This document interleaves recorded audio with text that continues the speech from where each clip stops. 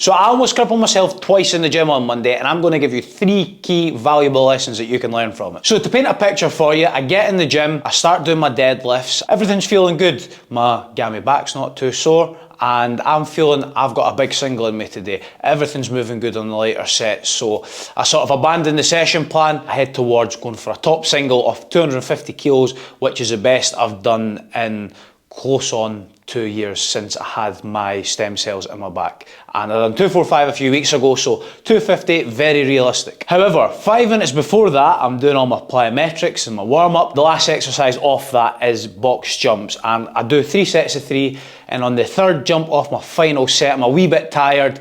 I jump up and I shirk out it at the last second and pull my legs away because I don't think I'm going to make it up. I absolutely smash my 2 shins right on the edge of the box. I almost hit the deck there and then. My shins were absolute agony, and within 45 seconds I had 2 golf balls on my shins. It sort of died down a little bit now, but you can see like where the cuts were, and it was not good. It was not good at all. Not a fun experience. So I take 5 minutes for them to ease off, and when I started getting into the actual deadlifts, it was at that point I decided I was going for the single, which in hindsight wasn't the best idea, because the early sets when it was light, what I was doing is I was keeping the bar away from my shins, because obviously at those kind of lighter weights you can get away with being out the power line that wee bit, and literally the slightest touch on my shins was bringing on a shitload of pain, so I was staying clear of that. But then what happened was, as I worked up and the weights were getting heavier and heavier, that wee inch that I was staying away from my shins, that was making a lot of difference with how heavy the weight was feeling and put my back in a more compromised position. I got in my head I was going to do the 250, and I worked up and I just pretty much yeeted it at the top set, and I ended up getting the 250,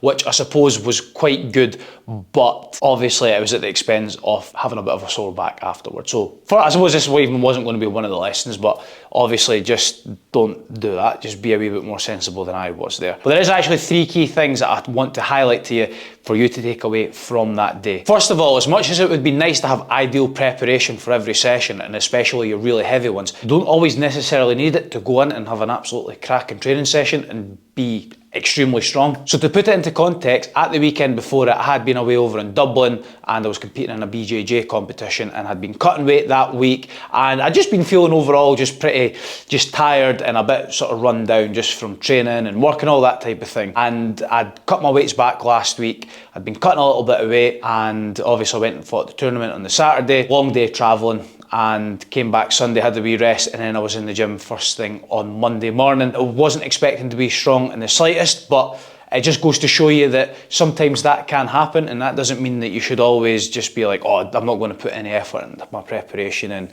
eat properly and sleep properly and all that stuff, because it might not matter on the day. Because more often than not, it will definitely matter, but just on this occasion it didn't. And you do just get freak days like that where you've not really got any right to be strong on paper, but you are. So just keep that in mind and make sure that if you maybe don't have the ideal preparation before a certain training session, that you don't let that psych you out, because you can still go in the gym with the right mindset and still perform at your best. Secondly, you absolutely need to be adaptable and just train to how you feel. I spoke to you not too long ago about this on the other side of the spectrum, about deloads and not planning for them, and just train to how you feel when you maybe don't feel up for having the absolute best session in the world. But the same goes the other way as well, because there are going to be days where you just go in the gym and everything feels absolutely brilliant and you feel at your best and everything's feeling light, and you have to take advantage of those days, whether that be doing what I did and going for a big single, or you just like push on with even more reps than you have done before, or go up to the next poundage, whatever it may be. Please take advantage of it. Don't just stick to the plan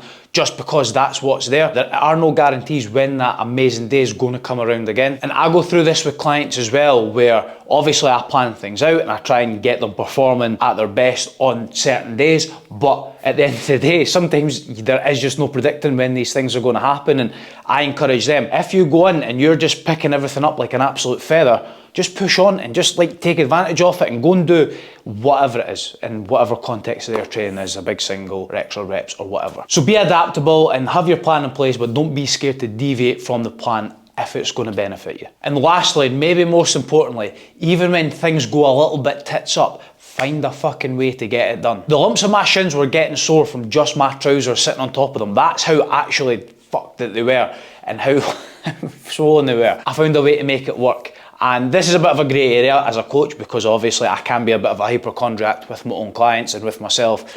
It's a wee bit sometimes kind of one rule for them, one rule for me. I still found a way to make it work. I adjusted my technique, and obviously a part of it was pushing through the pain barrier, but I took that extra wee inch. I made it harder for myself, but I still made it achievable, and I got the lift in the end.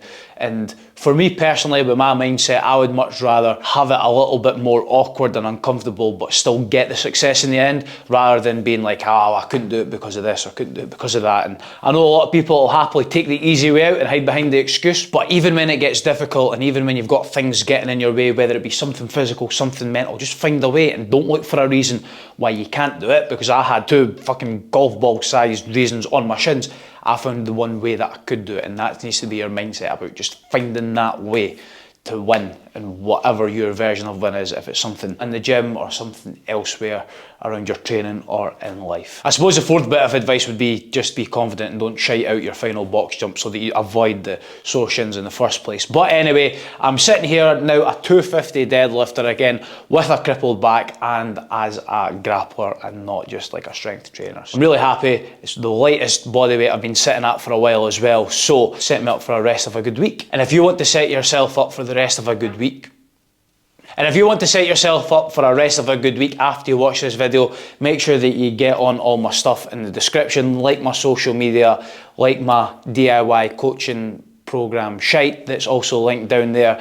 Get signed up to my email list for some carnage in word form. I've been speaking about the BMF program all week, so today is literally going to be the last 6 hours when this video goes out that you've got to sign up, so I'll not bother mentioning that too much, but if you're watching it in time, make sure you sign up. If you want one-to-one coaching, the link is also there as well, and that's obviously going to set you up for more than just a good week. That's going to set you up for an actual good life. I think I've just undersold everything else by saying that, because everything else will set you up for a good life as well, not just a week. That's all from me. I'm going to go and train and hopefully not cripple myself.